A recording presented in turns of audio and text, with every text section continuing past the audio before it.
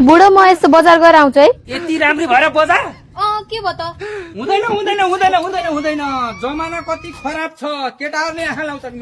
यो बाल यस्तो मिलाएर जाने यो बाल निकाल अनि यो चस्मा लाएर के बजार हिँडेको चस्मा निकाल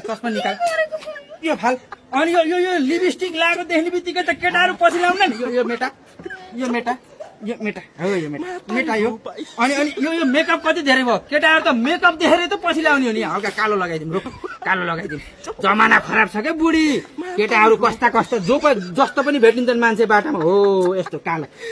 लगाइदिएपछि यो अनि यो हेर्दा कपडा कति राम्रो हो यस्तो राम्रो कपडा लगाएर जाने हो यस्तो राम्रो कपडा लाउने जाने बित्तिकै त केटाहरू कति पछि लाउँछन्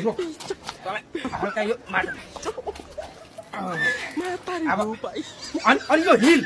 हिल देखेपछि त एक नम्बर केटाहरू पछि लाउने हो हिल खोल यो हिल खोल यस्तो लाएर गएपछि त भागिस भने भोलि बिहान यो चप्पल लाग अनि यो त उल्टो उल्टो छ त। यही लाग्छ नि त यस्तो लगाएपछि बल्ल सुरक्षित भइन्छ कसैले तँलाई नजर लाउँदैन ल लगा यो लगा अब हो यो ओढेर जाने सर्लक्क ओढेर जाने पुरै शरीर ढाकेर हिँड्ने हो क्या शरीर ढाकेर ल हो यसरी अनि गर्मी यस्तो छ। गर्मी भए पनि केटाहरूले नजर लाउँछन् भनिरहेको छु हो यो पुरै ढाकेर यसरी हिँड्ने यसरी मुख पनि अझै लुकाए हुन्छ अझै रुकाइ 1 मिनट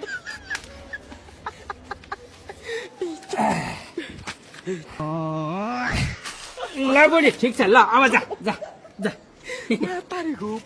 यति देखेपछि चाहिँ अब कसैले नजर लाउनु के यही तपाईँहरूको बुढी पनि धेरै राम्री छिन् अनि यसो बजार जाँदैछन् भने उपाय यही है अरे मलाई थाहा ल बुढी जा जहाँसुकै गयो नि जान्छ त तँलाई कसैले नजर लाउनु अब म पनि ढुक्क भएँ घर बसेर